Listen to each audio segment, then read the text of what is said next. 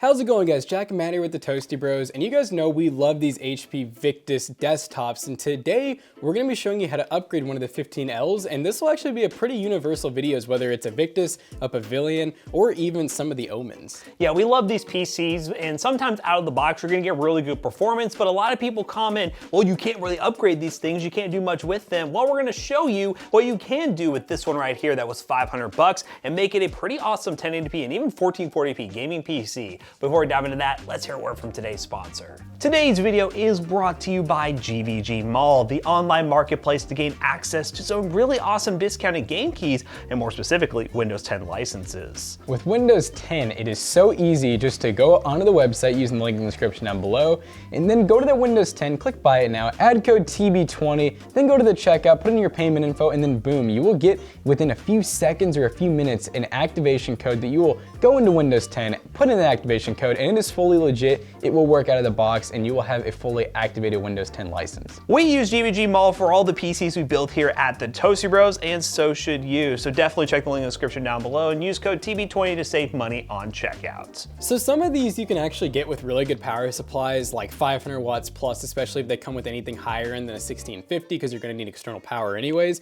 This one, however, only came with about a 350 watt because it doesn't need external power, so they were like, well, we're not gonna waste money and throw a 500 in there. We, however, are pretty confident that our 6600 and our i5 will be just fine in this. We've actually used lower wattage with worse power supplies, but we're gonna prove it to you guys. So what we're gonna go ahead and do is open this thing up and show you guys how to upgrade the CPU, which in our case, we've already taken the CPU out for another video, but the step is pretty simple. We'll show you how you do that. And then we're gonna slap in this SSD, which 2.5-inch storage has gotten really cheap because there is only one M.2 slot in this thing, so you will have to go 2.5-inch for extra storage. And then we're gonna put this graphics card in, hope it fits, and then dive into some gaming. This part's simple. You can actually just use a flathead, or you can actually use the proper Torx bit, but flathead easy. To upgrade the CPU, you actually don't need to touch any of this. What we're going to do is we're gonna do opposing corners. Now, normally you're gonna have a CPU sitting here and it's gonna be all fine and dandy. You're just gonna go like this. You're gonna gently lift up on this slot. And right now we need to be extra careful because we have exposed pins. These pins are not easy to get back to normal and you pretty much need every single pin. Now, we decided to go with the 12400F because it's very power efficient, 6-core 12 thread, as opposed to the 4-core 8 thread. Now, we just want to show you guys all the upgrades you can do because a lot of people just underestimate these things. They're like, they're not that good, no upgrade path. And one thing too, we did already upgrade this with another stick of RAM, so now it does have 16 gigs, as you can see right here. That's very simple, obviously. Installing another RAM stick, you can just slot that in there very quickly, but it actually plops the CPU in, puts that down, and then of course, if you have this, you're gonna need a little bit of thermal paste. Oh yeah, and we're gonna use some good stuff. This is some Corsair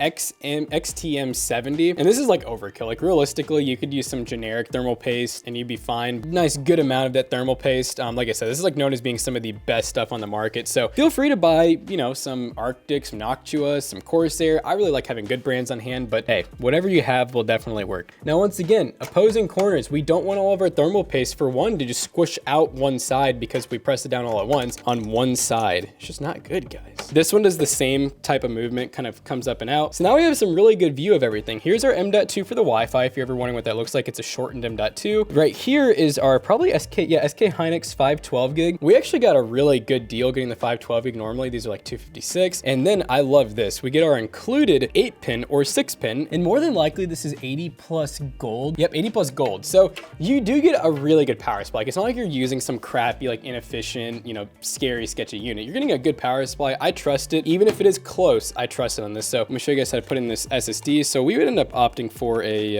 1 terabyte. A lot of, so we're gonna have 1.5. All right, so this part's experimental for me because I'm not super familiar. I'm assuming, so yeah, like theoretically, we could make this work. Like, right, we got a screw hole there, which I actually kind of like, maybe we'll do that. Yeah. SSD, guys, no moving parts. You can mount them almost anywhere. That's kind of why I'm showing you this. There's no like perfect way. It's a wrong way to really do it. I mean, if you really just wanted to set it in there, we've done it. You could just do that if you really wanted to. But for our case, we're gonna screw it in, and yeah, we're gonna make it look professional. Oh, we got plenty of room there. I'm gonna leave this out too, because for Matt's sake, he's gonna need to put in that graphics card. This is a 2-lane or 2-fan card. We only have a single fan one right now, so if you notice, he's gonna need to get underneath this, but it'll definitely fit. So I'm gonna leave that out for him. All right, guys, this is weird. It should be toolless, but there's a screw. And now we're going to lift down. Oh, look at that, our GPU's real. There's no screw for this, so we're good there. And what we're going to do is push this in and lift up. But now what we're gonna need to do is get this GPU out and figure out what we're gonna need to do. This is a 2-slot card, so we're most likely gonna need to get rid of this top bracket right here. But yeah, 6600, it's one of our favorite cards on the market right now because one, if you really want to venture into the used market, you can get it so cheap. You can get it for the same price as a 1650 new nowadays, and you get really good performance. It's great for even 1440p gaming if you want to. We just did a $600 build guide with this thing too, so definitely check that video out. We're gonna take all this peel off. Yep, so we got a big upgrade.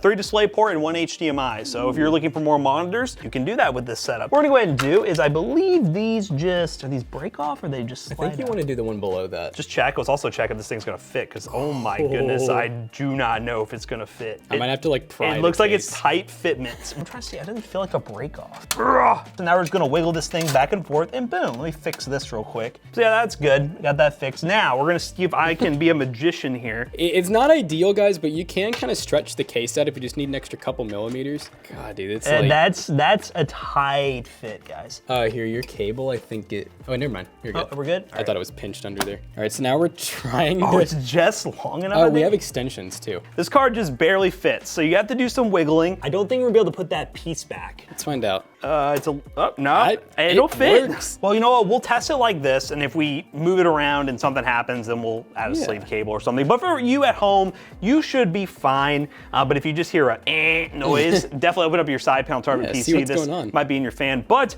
I think we're good. What we're gonna go ahead and do is, these don't use screws. They use these little like nubs right here to hold onto the card. But you're gonna go ahead and put this back down. Hinge.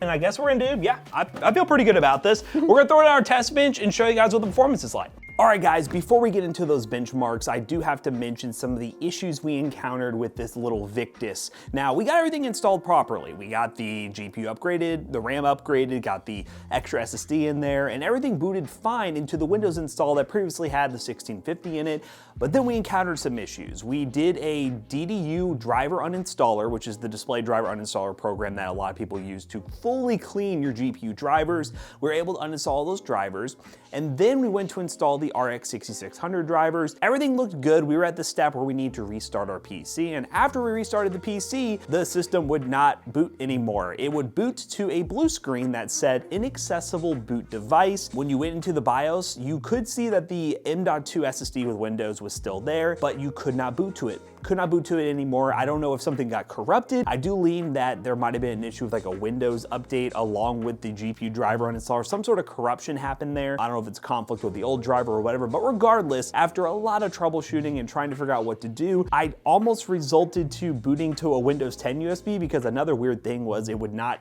boot to a Windows 11 USB even if Secure Boot was disabled and TPM was disabled or vice versa, on and off, would not boot to a Windows 11 USB. But long story short, after multiple failed boots, it went to the startup utility where we were able to reset the Windows install. We ended up fully resetting it, getting rid of all files. You at home, if you have the same issue, you could try resetting it and keeping your files, but I don't know how well that would work. It might have worked perfectly fine for us, but we decided to play it safe, and since it took a while to reset, we went ahead and resetted it and got rid of all the files, got back into Windows, everything was working fine, drivers installed and stuff, and we just finished some of the built-in benchmarks. But what we're gonna go ahead and do is show you exactly what this thing is capable of, because the performance is pretty solid from what I'm seeing with these built-in benchmarks and what you'll see here in a minute. But yeah, there was a lot of trouble to get that working. Oh, and one piece of advice, uninstall McAfee as well if you do keep the same Windows install, because McAfee was blocking the AMD Catalyst software from actually launching properly after it was installed. So maybe McAfee caused the problem with the driver install, corrupted the drive,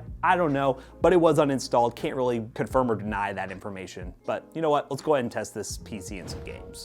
All right, guys, we're playing Apex Legends. We're very late. My mic wasn't on, so we're just gonna pretend like this is the start But of you the know what? game. It's 1-1, so it doesn't really matter. Basically the start, but we're running like max settings 1080p, as I said earlier, but I'm gonna say again, you could play this at 1440 on this current setup with a little bit lower settings and still get close to a high refresh rate. Oh. Runny Fasca. Runny Fasca. Oh, come on, dude, he's like literally dead. Oh. No way he bought ult. Oh no, I'm gonna die. This is a sweaty arenas Yeah, game. I can't. Oh! God. Oh my God. Oh. Did he get him? Oh yeah. Dude, I literally suck. God, my aim is atrocious. Oh. Yeah, No, whoa, whoa, look whoa. at you. Oh, that guy's dead. Oh! Ah. This one behind. Yeah. All right, let's go. We got a victory. So, yeah, definitely an upgrade over the 1650 i3 all around. I think the 1650 i3 was getting like 60 to 70 FPS. So 100 plus, pretty solid. Let's move on to the next game we tested. All right, guys, we are in Call of Duty Modern Warfare 2 on the basic preset on the craziest map currently at the moment. Yeah, we were running basic before. We at 1080p, at 1080p, cool. Okay. But yeah, this map is gonna kill me 1,000 times, but the performance is solid. I should have joined. If you join this mid game, you're done for. Okay. Okay. Ooh. Oh. Oh, I hit him. I feel like they should disable kill streaks and grenades in this. Yeah, grenades is pretty painful. Oh! Oh. Dang. Well, we got defeated, and that was some crazy chaos, but you know what? The performance is good, and what we're gonna go ahead and do, we're gonna run some built-in benchmarks. 69 kills. 69 kills, nice. And we'll wrap this video up real quick.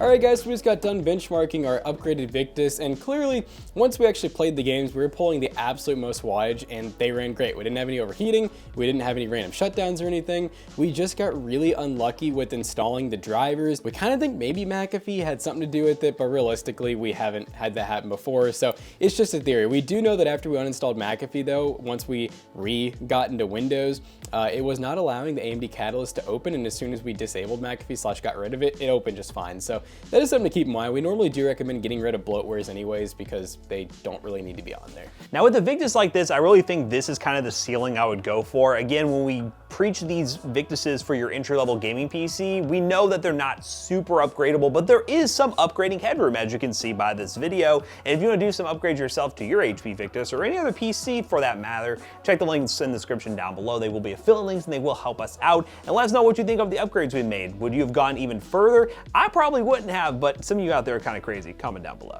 So as always, we hope you guys enjoyed today's video. If you did, check out our other 2 YouTube channels and also our twitch.tv/toastybros, and do not forget to like, comment, and subscribe. And we'll see you guys in the next one. Goodbye.